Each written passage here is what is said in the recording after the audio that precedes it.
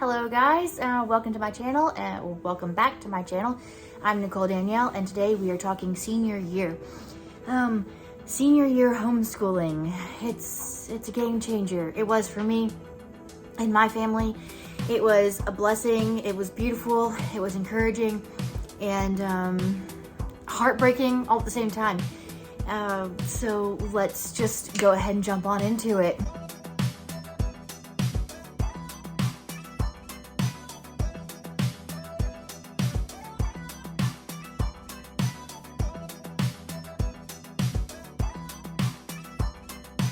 All right, senior year.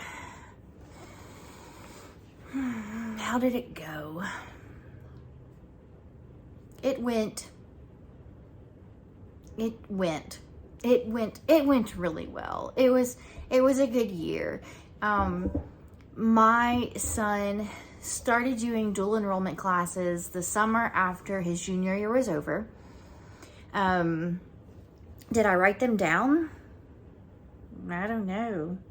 I don't think I wrote his classes down. So we knew what major he already wanted to do, what college he already wanted to go to. Those are key factors when choosing dual enrollment. Sometimes dual enrollment credits do not transfer over from college to college. So when you're choosing dual enrollment, you need to be very careful what classes you take, where you take them, if they're going to be accepted by the college that you eventually want to go to. And I would also suggest that you look into the college of choice and ask if they offer online dual enrollment. The one that my son wanted to go to did offer online dual enrollment, and so that is what he did. It was very different than what he was used to, of course, right? So like all he had to do was his own workload and he only had to answer to me. We never did outside classes with him. He never did any kind of co-op anything. He only had me as a teacher ever. I guess for his music, he had other teachers, but he didn't really get graded for that, right? He also did a drama class. I wonder when he did that. I forgot all about that. One of his high school years, he did a drama class, and that was a lot of fun for him. So, yeah. So just be very careful in which one you're choosing. And your dual enrollment, our dual enrollment was mostly paid for using, I don't know what kind of money. We filled out his FASFA, and the money that he could have used for college, I think, paid for the dual enrollment classes. I believe there's so much money per semester that they can use. And I believe we ended up paying for one full class. It was like $600. I believe this is his math class. And for his math class, he also had to pay. We had to purchase like a math lab thing as well. And most of the books were found online that he used. I don't think we ever bought any physical copies of anything. So it was very affordable. It was very affordable. It was stretching for him. It was different. We had never, this is a regret, right? That I believe I've already shared before. We did not teach MLA or APA formatting papers. I just didn't. We did narration and dictation, and he wrote narrations, and sometimes we edited them. We used IEW in the past. Like that's all we had for writing. That's all he had for writing instruction. And it was enough. He got an A in his writing class. It was hard for him. There was a big, huge learning curve. The lessons were ridiculous. He was like, Mom, she's making me write on how to write. And it was stretching for him. They took it piece by piece, the writing process. And he's like, how many different times do I have to say that I'm sitting in a recliner in the whatever? It was hilariously painful for him, but he did it. And he was actually supposed to do a second part the next semester. And he's like, no, I'm not doing this again online. I will do this in person when I get to this college. And so that's what he's doing. I was like, I mean, I'm not going to force you to do it again. I'm not going to force him to do anything he doesn't want to do at this point in his life. I mean, he's 17 years old, right? And he's a good kid. Okay, some kids need to be forced to shower and stuff like that. But he's got a really great moral compass. And he knows his mind better than I do. And that writing class was ridiculous to him. And he didn't want to do another one. So he's like, all right, fine. And he did math. He did a pre-calc math class. He just finished that. With dual enrollment, they have to maintain a B+, I believe, to keep the scholarship or to keep the dual enrollment money or something like that. I am your worst person to come to about dual enrollment advice. But his college emailed me halfway through the semester and they're like, you may want to consider dropping this class because your kid has a B-. You're telling me my senior has a B- in your pre-cal college level class that adults are taking with him and you want me to drop it? What? And so the college emailed our cover school, our headmaster, at the same time that they emailed me. And our headmaster was like, no, do not let him drop this class. This is an excellent grade. You're done with dual enrollment after this. It doesn't matter if he loses the money. He's like, do not let him drop this class. And actually, he was able to bring up his grade and he got a B+ in his pre-cal college level class. Now, mind you, his 11th grade year, he had consumer math. And the year before that, he had Algebra 2. So he was going off of some old math information. I mean, we didn't keep up with math. And he went all summer his junior year and the first semester of his senior year, and then he took his pre-cal class. So there's that. He did other things. He did other classes through them as well. And he excelled in all of them. And then he did do one class here, but I mean, really and truly, come on, whatever. It was a computer class. He needed it to graduate. We used udemy.com. Right here. Udemy, probably right here. Udemy.com. You can use that for anything. Go there, check it out. They have tons and tons and tons of classes that you can pick from for adults, for kids, for whichever. It's really cool. What else? That is all he did school-wise. Those 4-ish classes. He didn't need a lot. He really enjoyed it. He really enjoyed his communications class that he took. He really enjoyed his worldviews class that he took. He had a lot of really cool discussions with other people in his worldviews class, kind of challenging them on their beliefs. So that was really exciting for him. So you have to fill out your FASFA. I do know that. Your FASFA is important. Dual enrollment. There's a lot of videos out there on YouTube. I'm not the one to explain dual enrollment to you. Go check it out. It was easy. It saved us money. He excelled in it. He got good grades. Moving on. Sums that up. So when do you do college applications? We started college applications the beginning of his senior year. Most colleges say you don't actually have to get them in early. They just want you to get them in. He didn't have a hard application process. He only applied to 2 schools, and he only applied to the second school because I made him.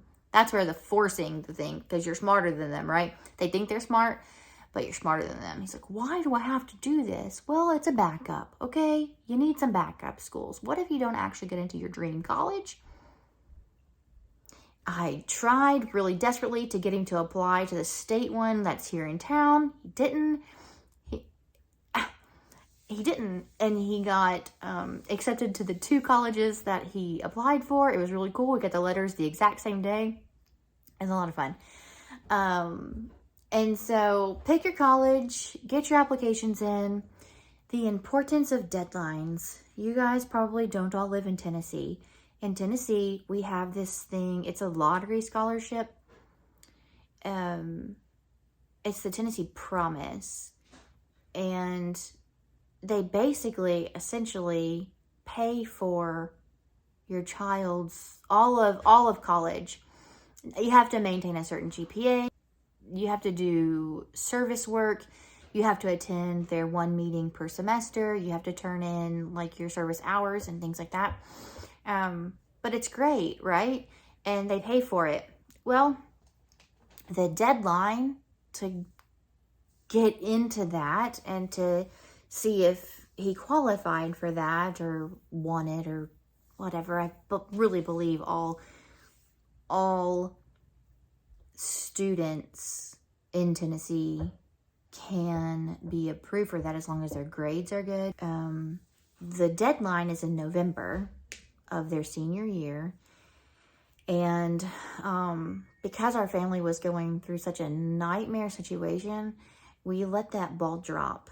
That is a big, expensive ball that we all dropped. And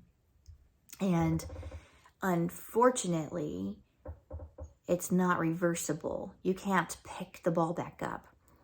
So when we finally started getting our act together and started trying to figure that out, we were told, because we had a call, because we couldn't figure it out, we were told that he was no longer eligible to apply for that until he is 24 years old. And he was devastated because we had always told him that college would be paid for. You got good grades. College is going to be paid for. It'd be fine. And when he learned that college was not going to be paid for, he was devastated.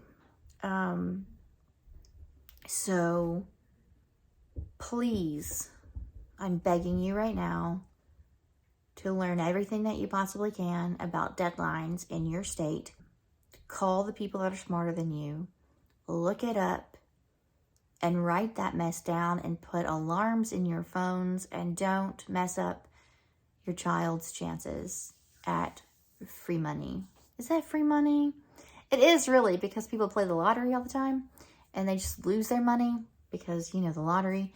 But it pays for kids' colleges. Have fun as I scratch my nose. So I do actually have just a couple more things to share with you guys. There are 3 YouTubers that you can turn to for more help. Our Blessed Life. She just finished her student as old as my student. She just finished her senior year. She's got a great video on dual enrollment and all kinds of things. Super sweet. Go check her out. Pam Barnhill. Also a wealth of information on high school and college and dual enrollment and all of the things. And then Jana Browning. I haven't watched a lot of Jana Browning's things, but she popped up when I started searching. You know how they do with the algorithms. When I started searching for senior stuff and college level things, Jana Browning popped up on my thing, and I've watched like 1 or 2 of her videos. I think she has graduated like 4 or 5 students already, and she's got a wealth of things in there. They might not be your cup of tea, but they do have some good information that can help you a little bit better. I think that's it for senior year. I think that's really all that there is to it. My kid wasn't home a lot. He did his work on the computer. He did not need me, which is perfect. That's what you want, right? The only thing that I really did do was just kind of asked randomly, hey, when does that when is that due? Do you have enough time? When he was in his writing class, we had some conversations. It's where our personalities clash at, because, you have those two types of people. It's the person that they're both going on vacation, and you have the one person that packs a week ahead of time, and you have the one person that packs 5 minutes before they're leaving. Well, I am the week ahead of time person, and apparently he is the 5 minutes before he's leaving. And so we did clash a little bit when it came to his writing assignments and getting them done. And we stayed up way past my bedtime, many nights, working on papers and editing them and proofing them and changing some words up and doing all the things that, you as a mother are trained to do because you've been homeschooling them for years. And you know what? I do want to say this. I do want to give you this little bit of encouragement. I am a terrible speller. Terrible. It would frighten you. I am only recently learning proper grammar. I hated it in school. C student in English. I hated English. I hated learning the everything. I've come a long way since homeschooling my own children, but I'm not very good at it. But you know what? I am an avid reader. I love reading books. And I can read a paper and I can say, this doesn't sound right. Let's fix this. This is a run-on sentence that consists of like 10 lines. 10 lines. Where's your periods? Where's your commas? Where? I can say, what did you actually mean when you said this? You can say, giving you some, you can read your child's paper and you can say, what were you going for here? Because there's a lot of words here. But what did you actually mean to say? And they'll say it out loud because they know exactly what they want to say. They do. Because their heart's in it, right? Like they know exactly what they want to say out loud, but they can't put it on paper. And that's where your conversations come in. So we did that. So many times, so many papers. And it was great. It was so fun. To be able to like sit side by side with him in like college level classes and think to myself, I could ace these things. I could do this work. I am not an unintelligent person. But yeah, we did clash on assignments and deadlines, and the college that he actually went to was an hour ahead of us. So he's like, man, that's not fair. All those kids have until midnight and I've got to like do it at 11. So like 11:07 we were submitting papers. I was like, this is not fair. I'm like, I mean, you have the same amount of time that they have. You're just an hour behind them or hour ahead or whatever I'm talking about. I don't even know. An hour behind them. So that's it. That's all I wanted to share. You can do it. It's a lot of fun. It's sanctifying. That's what our children are supposed to do, right? It's a journey. It's exciting to watch them become adults. And you just have this last year to kind of squeak in that last, character developing things and to grow that relationship before they go off and spread their wings and all the cliche things. I think I'm out of cliche things to say. Yeah, I think I'm done. If you have any more questions, I probably don't have your answers to this one. We struggled knowing all the things to do. I relied heavily on my cover school and friends. And sometimes I was like, Facebook, help me, please help me. And if you don't know the answer, you could probably Google it. That's it.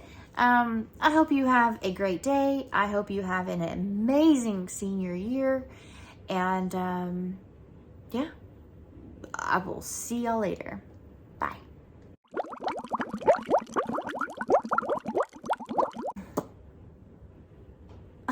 Okay. The college emailed the headmaster as well as me. Oop, that's a spider. Sorry. It was instinct. I'm so sorry.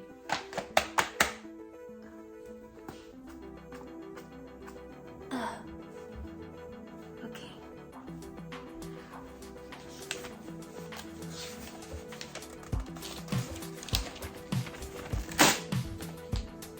There's spider guts on that piece of paper. Okay, where were we?